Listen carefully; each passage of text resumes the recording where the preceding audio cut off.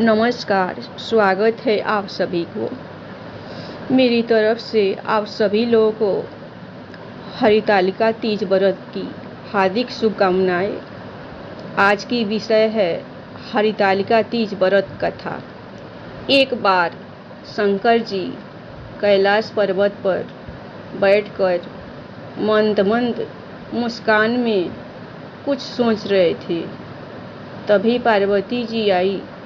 शंकर जी को देखकर पार्वती जी बोली, स्वामी आज क्या बात है, आप बहुत खुश लग रहे हैं।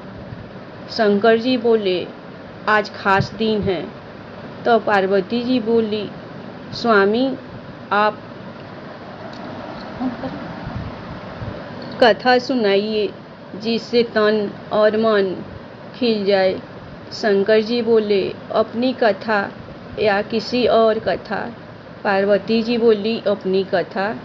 हे देवी, तुमने आज के बहुत दिनों पहले हिमालय पर्वत पर इस व्रत को किया था, वह वृतांत मैं तुमसे कहूँगा। पार्वती जी ने पूछा, हे नाथ, मैंने क्यों यह व्रत किया था, यह सब आपके मुख से सुनना चाहती हूँ। शिव जी कहते हैं कि भारतवर्ष के उत्तर की ओर एक बड़ा रमणीक और पर्वतों में श्रेष्ठ हिमवान नामक पर्वत है। उसके आसपास तरह तरह की भूमियाँ हैं, तरह तरह के वृक्ष उस पर लगे हुए हैं। नाना प्रकार के पंछी और अनेक प्रकार के पशु उस पर निवास करते हैं।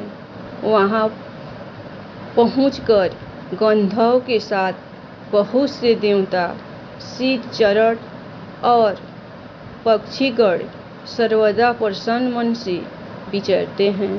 वहाँ पहुंचकर गंधर्व गाते हैं, अप्सराएं नाचती है। उस पर्वतराज के कितने ही शिखर ऐसे हैं कि जिनमें स्फटिक, रत्न और वैदयु मणि आदि की खानें भरी है।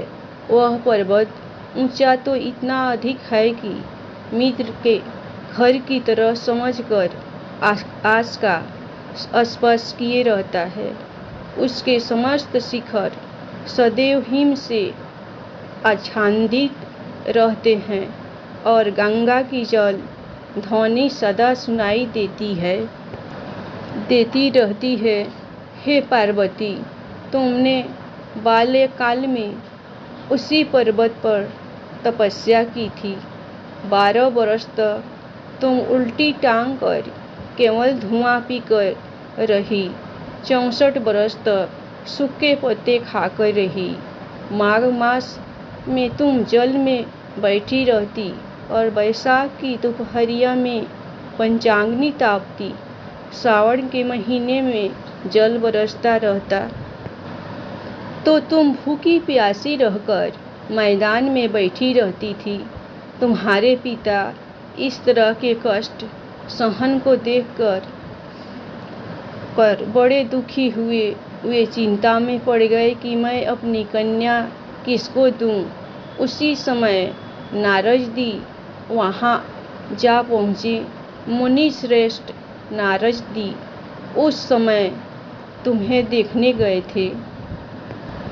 नारद को देखकर गिरि ने अधैर्यपाद, आसन आदि देकर उनकी पूजा की और कहा, स्वामी आप किस लिए आए हैं?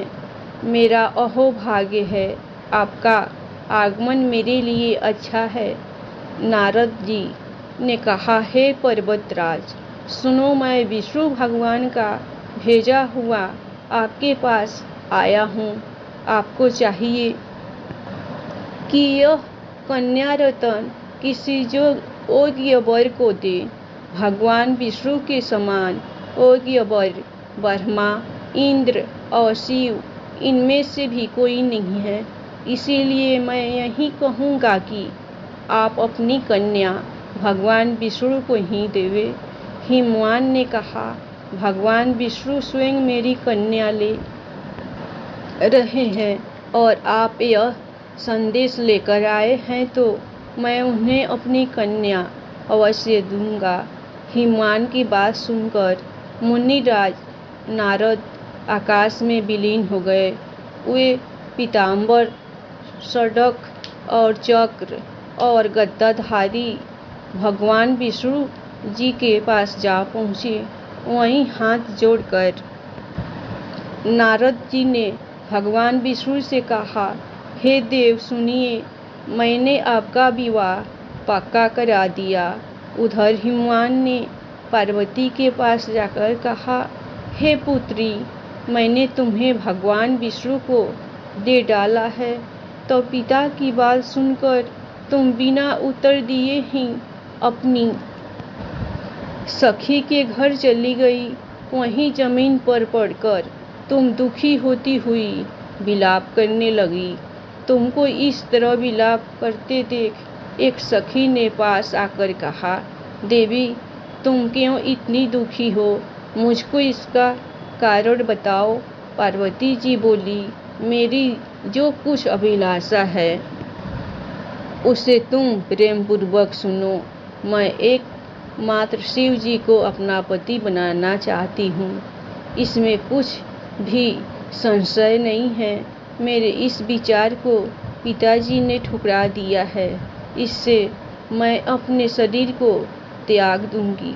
पार्वती जी की इस बात को सुनकर सखियों ने कहा, शरीर का त्याग न कर चले जहाँ पिता को पता न लगे। ऐसी सलाह कर वह वैसे वन में जा पहुंची। उधर तुम्हारे पिताजी घर घर तुम्हें खोजने लगे। दूतों द्वारा भी खबर लेने लगे कि कौन देवता, दानव या किन्नर मेरी पुत्री को हर ले गया है। उन्होंने मन ही मन कहा, मैं नारद जी के आगे प्रतिज्ञा कर चुका हूँ कि अपनी पुत्री भगवान विष्णु को दूंगा। ऐसा सोचते सोचते हिमवान मूर्छित हो गए। गिरिराज को मूर्छित देखकर सब लोग हाहाकार करते दौड़ पड़े। जब होश हुआ तो सब पूछने लगे कि गिरिराज, आप अपनी मूर्छा का कारण बताइए। हिमवान ने कहा, आप लोग मेरे दुख का कारण सुने। न मालूम कौन मेरी कन्या को हर ले गया है। ऐसा नहीं हुआ तो उसे किसी काले सांप ने काट लिया होगा या शिव बाघ खा गए होंगे। हाय राम, मेरी बेटी कहाँ गई? किस दुष्ट ने मेरी पुत्री को मार डाला? ऐसा वे वायु झोंके से कांपते हुए वृक्ष के समान कांपने लगे। इसके बाद हिमवान तुम्हें वन वन खोजने, वन भी सिंह, भालू आदि हिंसक जंतुओं से बड़ा भयानक हो रहा था। तुम भी अपनी सखी के साथ उस भयानक वन में चलती चलती एक ऐसी जगह जा पहुंची जहां एक नदी बह रही थी।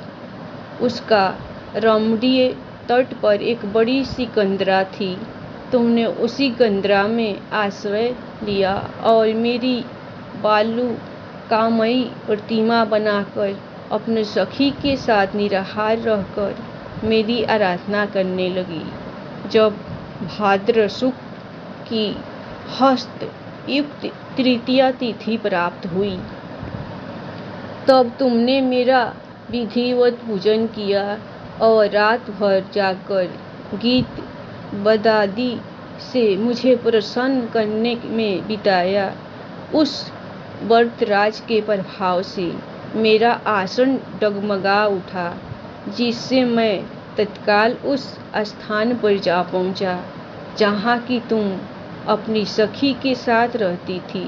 वहाँ पहुंचकर मैंने तुमसे कहा कि मैं तुम पर प्रसन्न हूँ, बोलो क्या चाहती हो। तुमने कहा, मेरे देवता, यदि आप मेरे ऊपर प्रसन्न हैं तो मेरे पति बने।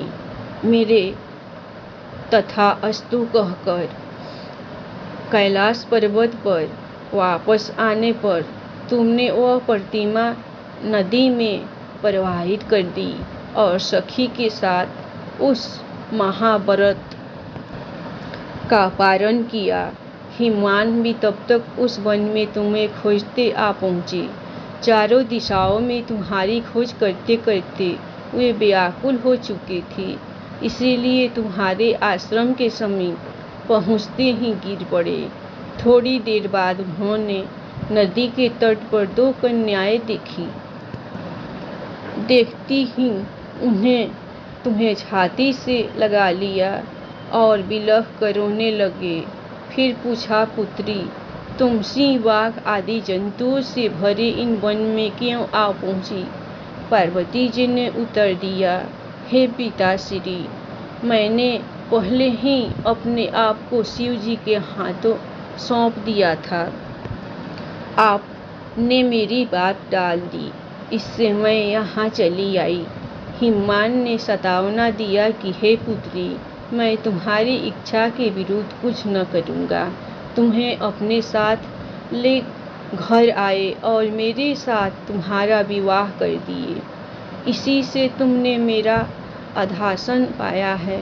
तब से आज तक किसी के सामने मुझे व्रत प्रकट करने का अवसर नहीं प्राप्त हुआ। हे देवी, मैं अब बताता हूँ कि इस व्रत का हरितालिका नाम क्यों पड़ा। तुमको सखिया हर ले गई थी, इसी से हरितालिका नाम पड़ा। धन्यवाद। कहानी आप लोग को अच्छी लगी तो आप लोग एक लाइक, सब्सक्राइब दिल खुलकर भोले बाबा और पार्वती जी के लिए ज़रूर कीजिएगा। हमेशा खुश रहिए, अपना ख्याल रखिए। हर हर महादेव। ओम नमः शिवाय।